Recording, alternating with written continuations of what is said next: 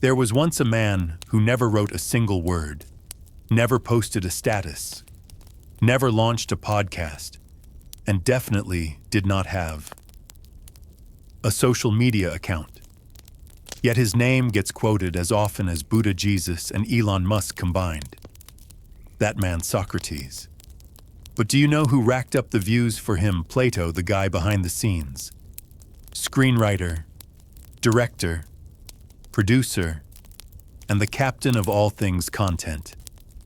Yes, this was the original ghostwriter of Western philosophy. And if you think Socrates was just the legendary philosopher, hold that thought, because maybe he was just the main character in a fan fiction universe that Plato built to flex on humanity. Before we unravel this 2,400-year-old scroll and discover how Plato turned philosophy into the world's first Netflix series, make sure to hit that subscribe button and drop a comment to let me know where you are listening from. Because how cool is it that history can connect us across continents with just one click and a little bit of sass? What you are about to hear is not just some ancient tale. It is the most carefully crafted philosophical exposé in Western history. And trust me, after this episode, you will never look at Socrates the same way again. Do you know Socrates, that old guy with the long beard always floating around in some deep philosophical quote? Like I know only that I know nothing. Sounds cool, right? But have you ever wondered if he never actually wrote anything down himself, then who live-streamed all those philosophical mic drops to the world? The answer, a die-hard fan. An aristocratic rich kid, handsome, athletic, had everything except the ability to move on from his idol. His name was Plato, and without Plato, Socrates might just be buried in history's recycle bin, remembered as the cranky old man ranting at the corner store. Picture this: Athens in the 5th century before Christ. Out on the streets, you had Peloponnesian war bros, in the markets, grape-trading merchants, and in a quiet corner, an old man. No job, no house, no shoes, just questions. What is justice? Is the soul immortal? Why are young people so lazy these days? He did not teach classes. He charged no tuition. He published no books. He just wandered questioning until death. And he became so notorious, they sentenced him to death for corrupting the youth. If this were TikTok, Socrates would be that old man always reacting to videos, roasting people with surgical questions. And the guy filming, writing captions, and picking background music, that was Plato. Plato was not just a student. He was the screenwriter, the director, the full-time PR manager for Socrates. He did not write an autobiography. He wrote the life of his idol using a genre no one had seen before: philosophical dialogues. And in every one of them, the main character was always Socrates. Always asking the right questions, saying the right things, winning every debate, and ending it all with a mic drop before walking off the stage. And if that sounds like the plot of a Marvel movie, you are absolutely right. Plato was the Stan Lee of philosophy. He built a universe. He wrote the seasons. He chose who lived and who died. Do not forget, Socrates wrote nothing, and everything you know about him came from Plato's pen. So here is the big question: how much of it is true, and how much is fan fiction? Let us be honest. If you had a teacher that brilliant and society decided to execute him, what would you do? Some people would cry. Some would seek revenge. Plato, he sat down, opened a scroll, and wrote. He wrote Phaedo, the scene where Socrates drinks poison, but keeps teaching philosophy until his last breath. He wrote Apology, that fierce defense speech that probably still haunts the Athenian authorities. He wrote Republic Symposium Meno Crito. Each one was an episode, each dialogue a highlight reel of Socrates shining. And look closely, the more Plato wrote, the greater Socrates became. no longer just an old man arguing in the marketplace, but a symbol of reflection, of freedom of thought, of true philosophy. You think that was just student-teacher devotion, maybe. You think that was his way of spiritual revenge. Also true. But do not forget it was a masterclass in branding. Plato was not only writing for future generations. He was rewriting the entire Athenian worldview, turning an execution into an eternal legend. Some say Socrates died, but Plato made him immortal. And they are not wrong. Socrates was great, but it was Plato who carried the entire philosophy squad on his ink-stained shoulders. So from now on, whenever you quote, "I know only that I know nothing," remember this. The person who wrote it down is the reason you even know who Socrates is. Plato was born at the finish line. He was an aristocrat related to kings, connected with the most influential politicians in Athens. He was smart, good-looking, athletic, and clearly not lacking in the intelligence department. If he lived today, he would be the star of the debate team with a full-ride scholarship to an Ivy League school. And like many rich kids who were perfectly programmed, he had a few expected paths: go into politics, write poetry to charm lovers, or do both. But he chose none of that. Instead, he followed a ragged old man who asked exhausting questions like, what is justice? What does it mean to live a good life? Why do we exist in a city where young men flexed their war horses and flaunted gemstone-studded bracelets?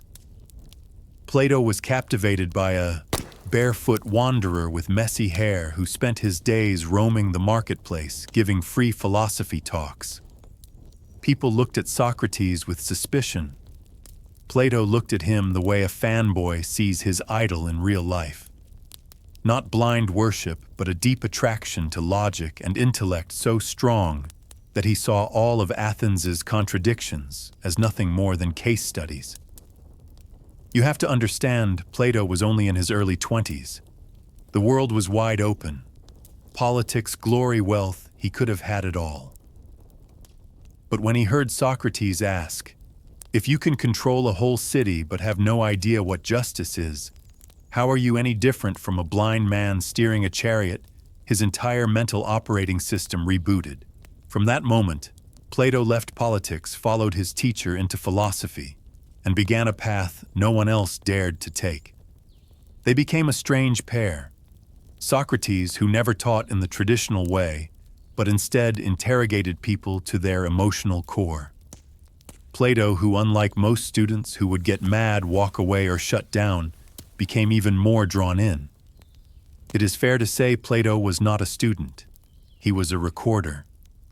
Every time his teacher spoke, he quietly engraved it in his mind. And later he wrote it down as if these were humanity's final words. Imagine a philosophy class where the teacher never lectures but just asks, "Are you sure you know who you are?" And no one takes notes. Everyone just listens in silence, except for one person in the back. He writes everything down. He analyzes it. He organizes it. And he turns it into the world's first philosophy textbook. That person is Plato. Every modern education system needs textbooks. Socrates left behind nothing but gossip. But Plato saw something in his teacher beyond ordinary logic, a kind of person who could awaken thought. And Plato understood if he did not write it down, everything Socrates sparked would eventually vanish like dust in the marketplace. A city can execute a man, but it cannot kill an idea that has been written down. In Athens, everyone knew Socrates, but only Plato truly listened. Not just with his ears, but with the full force of his life's logic system. Athenians heard, then forgot. Plato heard and turned it into the intellectual foundation of an entire civilization. Plato's choice was not just because he liked philosophy. It was an act of rebellion, a protest against a society that bragged about being democratic, but had no problem executing someone just for saying what people did not want to hear. When Plato chose to follow Socrates, he was not just picking a teacher, he was picking a side. In the quiet battle between truth and prejudice, Plato stood with the one who had reason but no power. To understand how deep Plato's fanboy levels went, imagine loving someone so much that after they died, you wrote an entire film series based on what they said.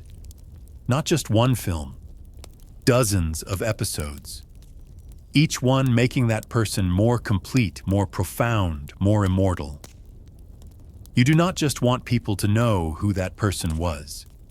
You want them to feel what you felt sitting there listening to him speak. And let us not forget, Plato was a perfectionist. After mastering philosophy, he looked at Athens and thought, not good enough. So he created a whole imaginary city where philosophers are kings, the government raises all children, and artists are banned from performing.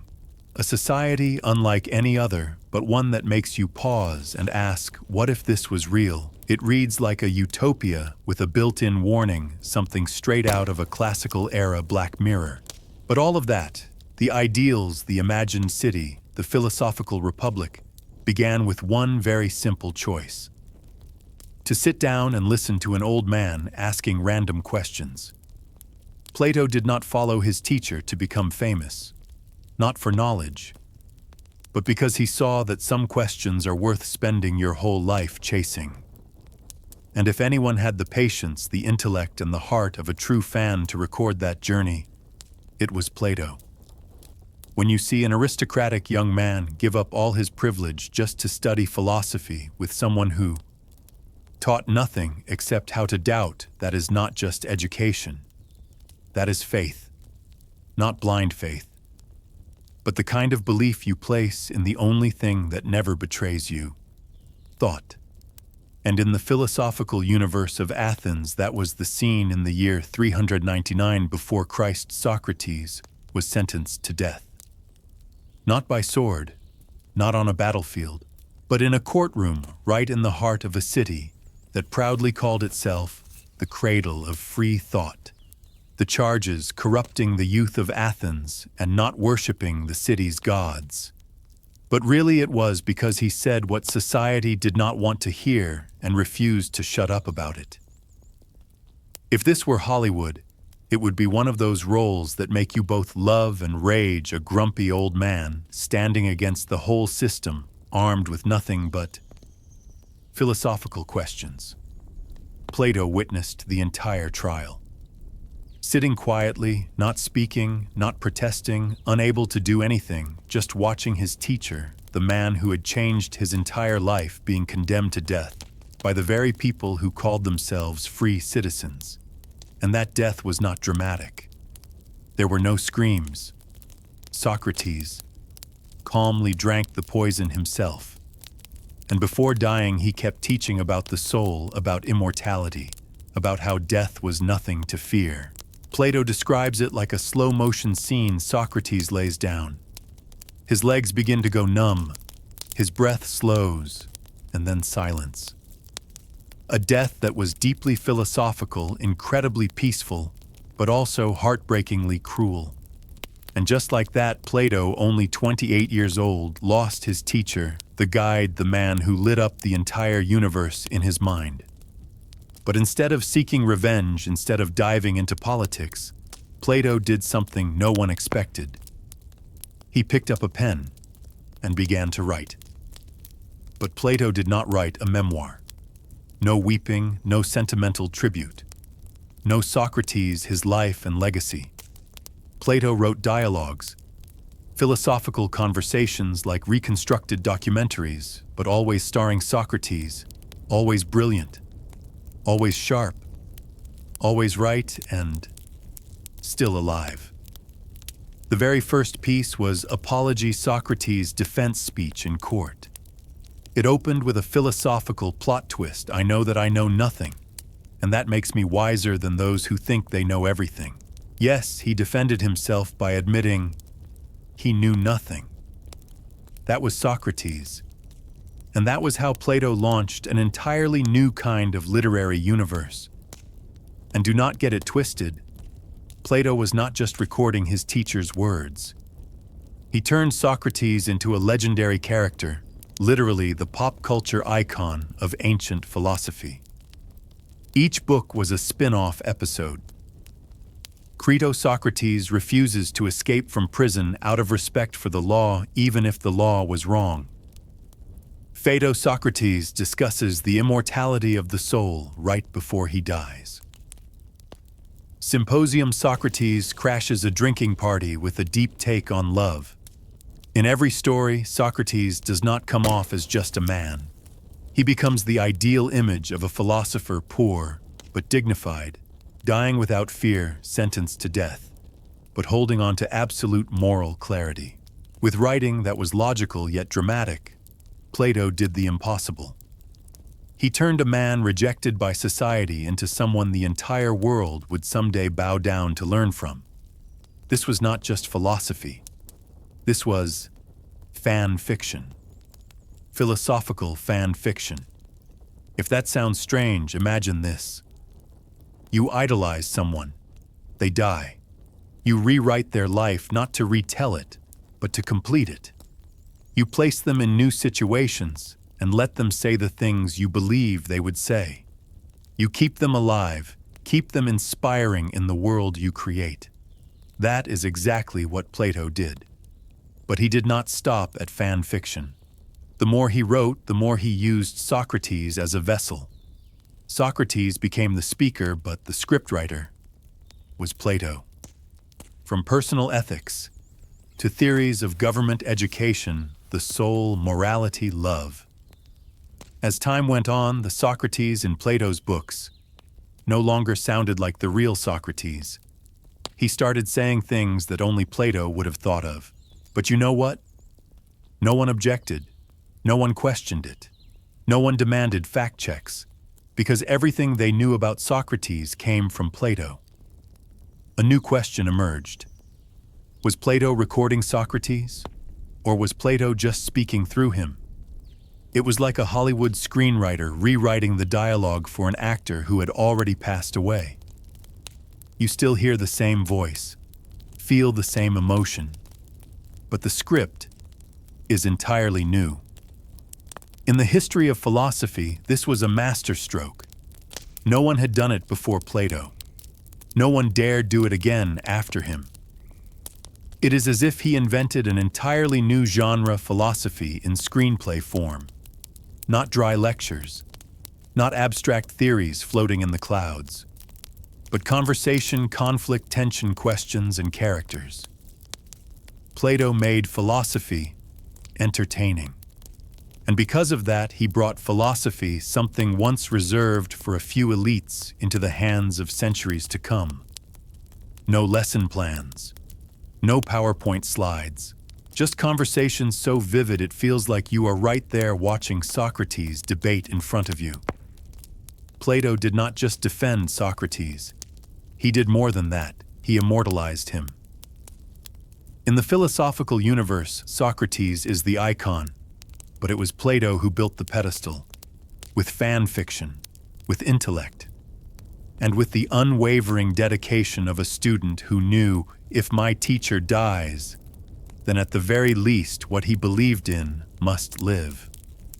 If you think Plato was a serious philosopher, always in white robes, sitting cross-legged staring at the sky in deep thought, well, you are partly right. But if you think he was the type who only loved objective truth, then you have not seen his elite skills in writing philosophical fan fiction. What is fan fiction? It is when you rewrite a story you love exactly the way you want. And Plato. He rewrote a real person, Socrates, into an idealized version of Socrates, who could appear anytime in any dialogue and say whatever Plato needed to say. To put it bluntly, Plato was the first guy to do philosophical role-play, and his main character was always Socrates. To make that clearer, imagine this: you are reading a story. Scene 1, a wine party. Beautiful people, flutes playing, red wine flowing. Everyone is talking about love, trying to sound deep like I drink to remember. Then boom, Socrates enters. He is not drunk. He kisses no one. He flirts with no one. He just asks, what is love? And suddenly the entire conversation becomes a stage. Each person now represents a lifestyle, a belief, a worldview. But in the end, Socrates leads everyone into a philosophical maze. The more you listen, the more you doubt yourself. The more you think, the more you realize. He is right, but also kind of terrifying. Symposium, which sounds like a shareholder meeting, is actually a party full of metaphors. And Plato writes it like an indie film. Characters sit around discussing eros, love. Each one speaks from a different angle, from poetic to very adult. But Socrates, zero emotion. He tells a story about a teacher, Diotima, who taught him this: love is not the desire for beauty. It is the desire for eternal beauty. A soft plot twist, Socrates describes love like upgrading your soul. From admiring physical beauty, to loving someone's mind, to finally loving beauty itself, abstract, eternal, untouchable. In other words, while everyone else loves their partner, Socrates loves the concept. And who wrote that? Plato. Who made Socrates shine like that? Also Plato. Then you get to Republic, the heavy hitter, no more parties. Plato builds an entire philosophical world. An ideal city run by three classes: producers, farmers, workers, guardians, warriors who keep order, philosopher kings, wise, disciplined, logical, and definitely not on social media. And guess who delivers the whole theory? Once again, Socrates. Here you see Plato's genius move. He does not teach with lectures. He writes dialogues. You, the reader, are not being lectured. You are invited into a play where ideas battle through conversation. But let's be real. Most characters lose. They either agree or go quiet, and Socrates always the unshakable main character. Modern scholars often ask, did the real Socrates actually say all this? Well, sorry, he was executed before Plato wrote most of these works. So Plato had full freedom to ghostwrite without fear of fact checks. Plato never pretended to be objective. He directed every dialogue like a stage play. There was always a structure. Open with a simple question. Escalate with argument and contradiction. Drop a surprise logic twist. End with a conclusion that makes you go, oh, or what just happened. Sometimes the dialogue just stops. Characters leave. They get interrupted. Because life has no ready-made answers. Because philosophy is a journey, not a destination. Because the reader, you are meant to keep asking. All of this shows one thing: Plato did not just write books. He built a stage. He invited you into the script, and you are a character. Only difference, he already set who would win Socrates. And if you are thinking, wait, so Plato just made it all up? Well, yes, exactly. But instead of seeing it as fake, try this. Plato was the first person to turn philosophy into storytelling. Before Plato, philosophy was scattered advice. After Plato, philosophy became an emotional experience delivered through dialogue, characters, plot twists like a Nolan movie. He never forced you to believe. He lured you into a maze of ideas, then left you to find your own way out, or get lost in it and become a philosopher yourself. If Socrates was the spark, Plato was the one who lit the torch, then passed it down through thousands of years, through books, classrooms, libraries, YouTube, philosophy podcasts. Not by shouting, be a philosopher, but by telling a story. Follow this character. Listen to his questions. Think with him. And you will see philosophy is not something high above. It is the light in the darkness of your own mind. Are you really living your true life? Sound familiar? Of course it does. That is The Matrix. That is Inception. That is Black Mirror. It is every movie that has ever made you freeze up and wonder. Wait a second. What if I am just a shadow in someone else's game? But that question, Plato asked it first. Over 2,400 years ago, and he did not need CGI, no slow-motion cameras, no dramatic wind-swept soundtrack. All he needed was a cave. In the Republic, Plato created an iconic image, a metaphor repeated in every Philosophy 101 class, and memed across Reddit the allegory of the cave. This was no weekend getaway cave. It was a place where all of humanity was chained from birth, their backs turned to the entrance, facing only the cave wall. Behind them, a strange set-up fire objects, people walking back and forth, and shadows cast onto the wall. Everything the people in the cave had ever seen was just shadows. Shadows were reality.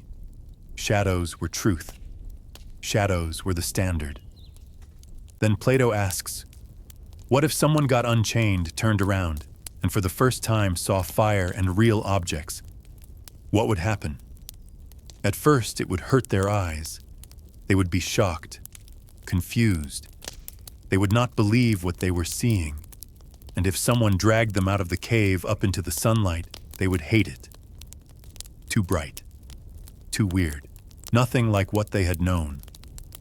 But slowly their eyes adjust. They start to see clearly trees, people, the sky. And finally, the sun itself, the true source of light. At this point, you might think, aha, a metaphor for knowledge, correct? But hold on. Now imagine that person, now enlightened, goes back into the cave to save the others.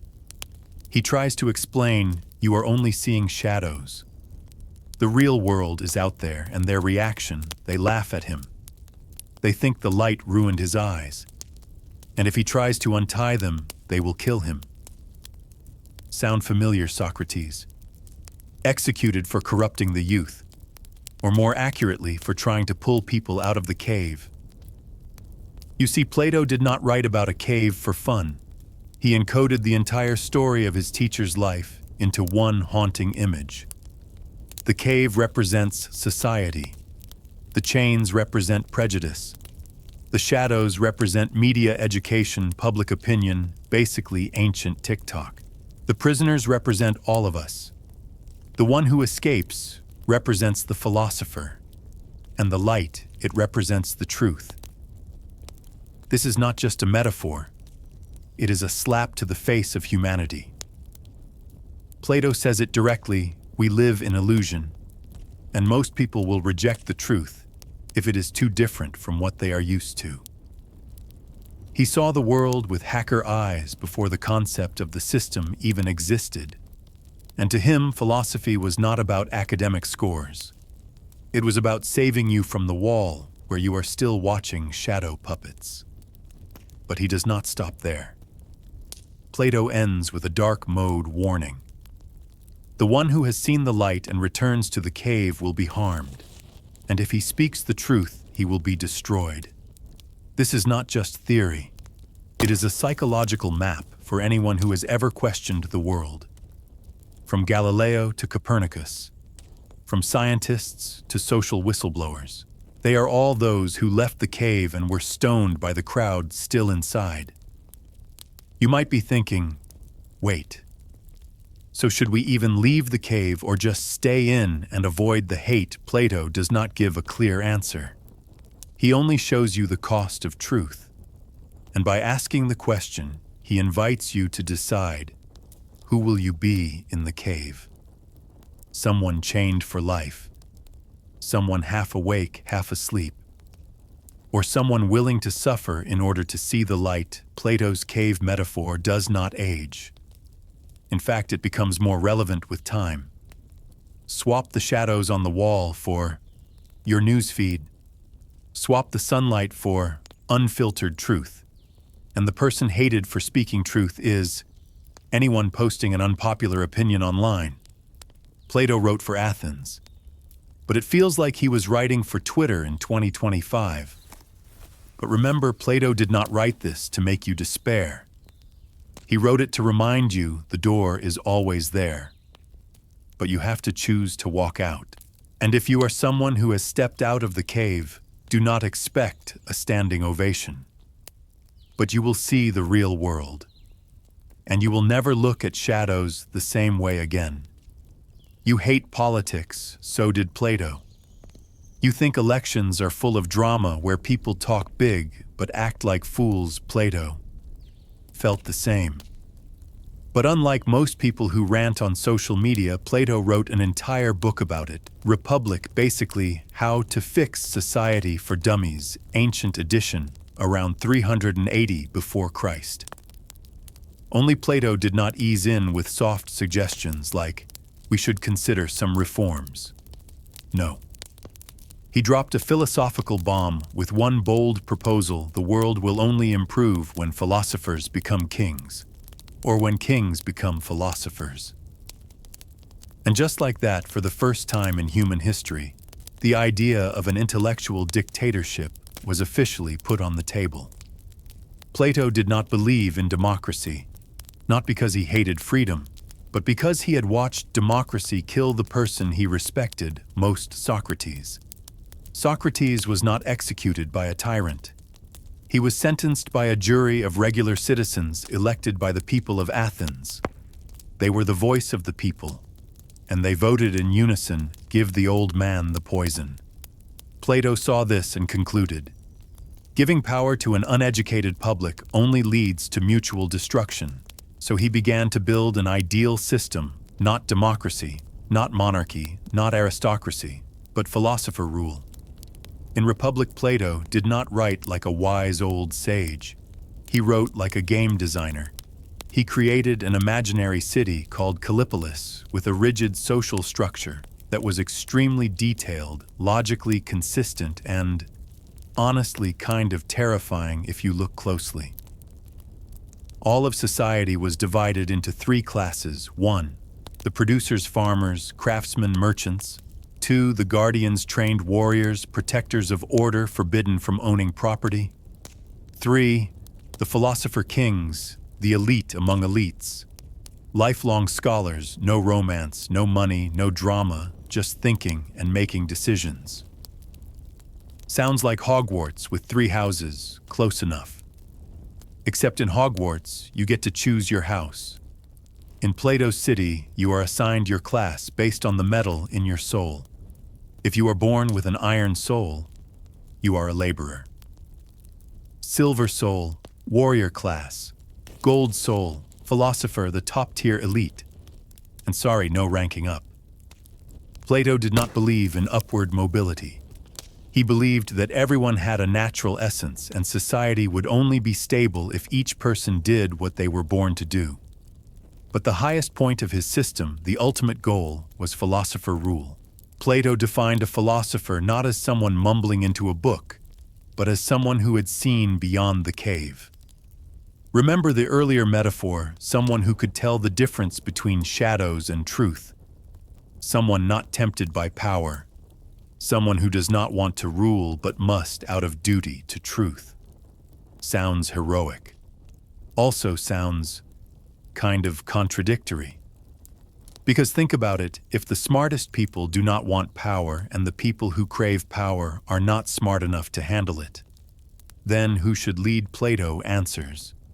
Only when philosophers become kings or kings become philosophers can society be saved. That quote could go on a hoodie at a philosophy book fair, or become a slogan for intellectual authoritarianism. Depends on how you look at it. But just imagine a nation where rulers have to study for 50 years, own no private property, have no spouse, no personal desires. They live only for truth, justice, and the public good.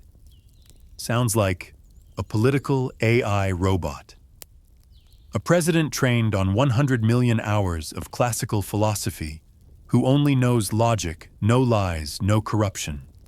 Sounds comforting, also slightly chilling. Because once someone believes they hold absolute truth, there comes a day when they silence everything that does not fit. Plato imagined an ideal world. But the more you read, the more you realize it is a dream built with perfect logic but missing a human heart. In that city, children do not belong to their parents because personal affection skews social balance. Artists are banned from free creation because poetry messes with emotions.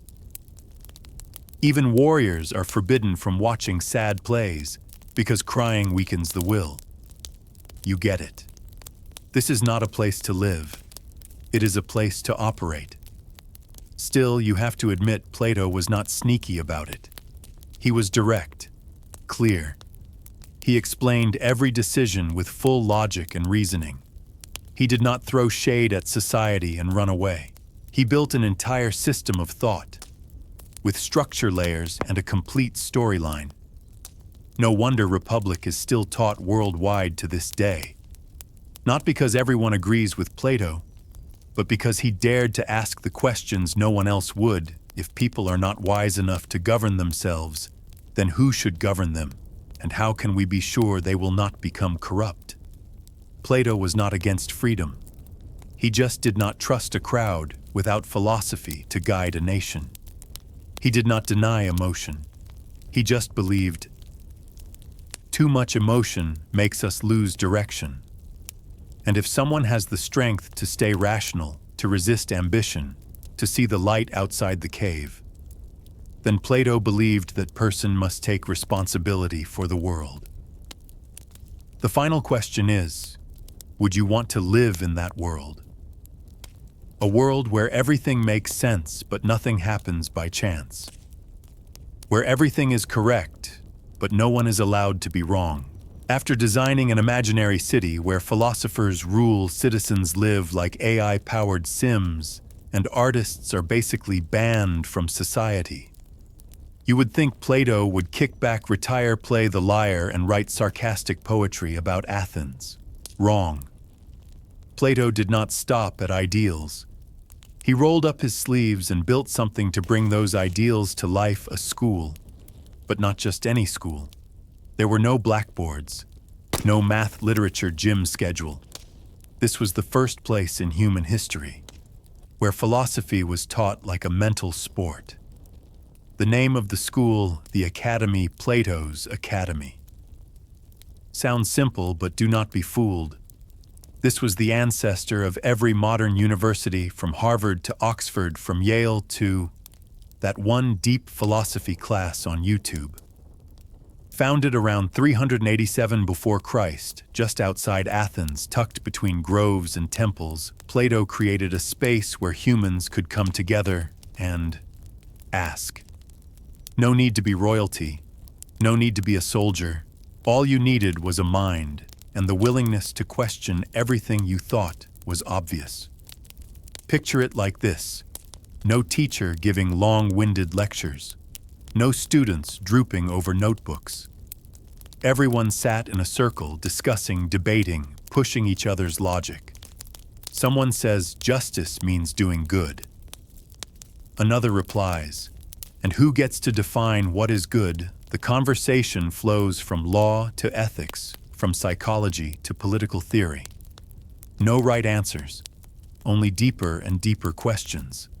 And sitting in the middle, Plato himself, the choreographer of this intellectual dance.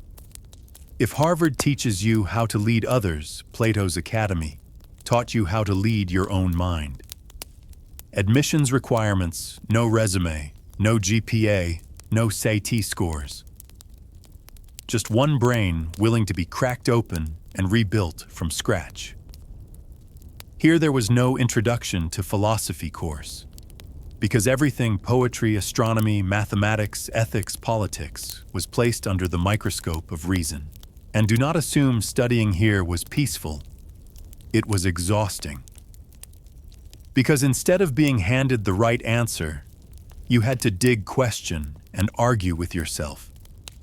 Studying philosophy with Plato was like peeling back the layers of your behaviors, beliefs, biases, emotions. until all you were left with was "I know very little." Sound familiar? That is Socrates waking up inside you again.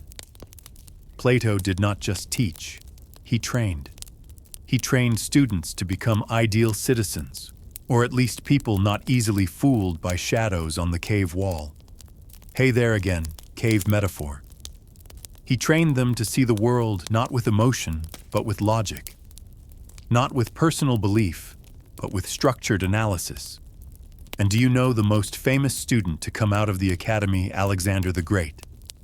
Yes. The king who conquered half the world, led armies before he could shave, once sat under a tree, listening to a teacher talk about ideal people and ideal societies.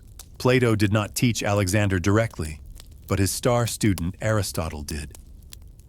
And from there, Plato's thinking seeped into Alexander's strategies, leadership, and how he treated the lands he ruled. If you think philosophy is useless, remember, a philosopher indirectly helped train a man who governed an empire. But make no mistake, the academy was not designed to produce know-it-alls.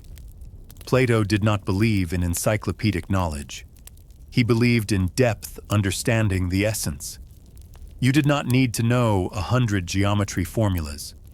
You needed to ask, why do humans find squares more comforting than triangles? You did not need to memorize a constitution. You needed to understand what is justice really.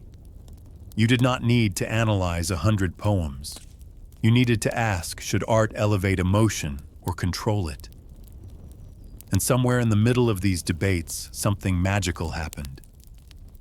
People slowly became thinkers, not just performers. No one told you how to live. You had to choose and be responsible for it. The academy did not teach you how to win arguments. It taught you how to not fear losing in your search for truth. Today, when you walk into a philosophy class, debate an idea, challenge your professor, you are carrying forward Plato's legacy. When a teacher says, "I am not here to give you answers. I want you to ask better questions." That is Plato smiling in the background of Western civilization. Plato was not just a dreamer. He was a builder. He turned his blueprint into people. Then let those people shape the world. If most people back then raised kids with advice like do as you are told, stay out of trouble, blend in. Plato taught doubt everything, ask questions, and if the world is wrong, rebuild it with your mind. History has thousands of thinkers, hundreds of philosophers, and more than a few old men asking strange questions in public squares. But there was one man who never won an election, never claimed a throne, never went to war, never wrote a single word, and yet is remembered as a symbol of human wisdom. Socrates. And the strangest part, he had no idea he would become famous. Because the person who made him immortal was not Socrates himself. It was his quiet, brilliant student named Plato. Plato lived into his 80s, an impressive lifespan for ancient Greece, where a common cold might send you straight to Hades. He was never a king, never an inventor, never a political leader. But he shaped the way Europe thought for over 2,000 years.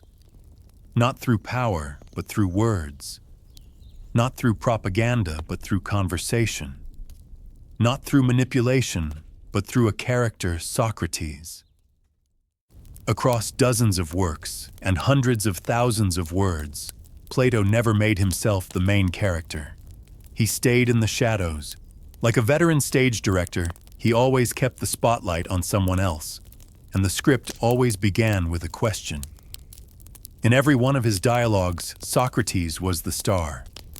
Socrates asked, Socrates reasoned, Socrates shined. Plato wrote but never appeared. Imagine that. Loving someone so deeply that after they died, you dedicated your entire life to making sure they were never forgotten. Not by building statues, but by writing a version of them that would live forever in the minds of humanity. scholars have debated for centuries, was Plato speaking for Socrates, or using Socrates to speak for himself, maybe both. But what really matters is not who spoke. It is that the reader was changed. Because after Plato, no one saw truth the same way. No one trusted the senses without question. No one believed justice was obvious or morality absolute or knowledge permanent. Plato opened a new realm in the human mind, a space where everything could be questioned, even your own beliefs. You think movies like Inception, The Matrix, or Westworld are modern. Plato wrote the ancient version back in 380 before Christ. No machines, no AI, just one image. A person chained inside a cave, mistaking shadows for reality, and then discovering the truth was a painful shock. Plato did not write for his time. He wrote for yours. A world where fake news spreads faster than truth, where appearances overpower substance, where illusions pass for reality. Plato never shouted, "Be a philosopher." He simply asked, "Have you ever examined your own beliefs?" He did not encourage rebellion. He just reminded you might be living in a cave of your own, and the light is behind you, but you have to turn around to see it. Plato's greatness was not in being right all the time. And to be honest, he was wrong about quite a few things. His greatness was this: he made every generation keep asking questions. Plato died, but the questions he left behind did not. And the character he built, Socrates, became the living symbol of critical thinking and fearless intelligence. You see Socrates on t-shirts, in memes, in textbooks, on TED Talks. But behind all of that was one man sitting quietly with stacks of parchment, writing without end, not to become famous, but so no one would forget the name Socrates. In the entertainment world, there is a title, ghostwriter, someone who writes but does not take the credit. Plato was philosophy's first ghostwriter, and also the most viewed of all time. No YouTube channel, no TikTok, but his content has gone viral for 24 centuries. No clickbait, just questions, and a story that never gets old. When you think of the greatest figures in history, you might think of kings, generals, inventors, or explorers. But never forget, some people are great because they made others immortal. Plato was not the brightest star.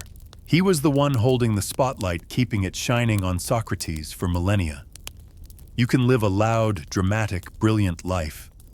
Or you can live like Plato quietly, but change the way the world thinks.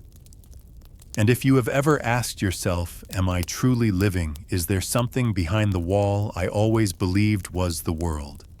Am I seeing truth, or just shadows? Then congratulations. You are continuing a play that Plato wrote 2,400 years ago. Plato is gone, but the dialogues he wrote are still unfolding. They do not need an ending, because philosophy, like all questions, never dies. It just evolves from parchment to podcast, from Athens to the App Store.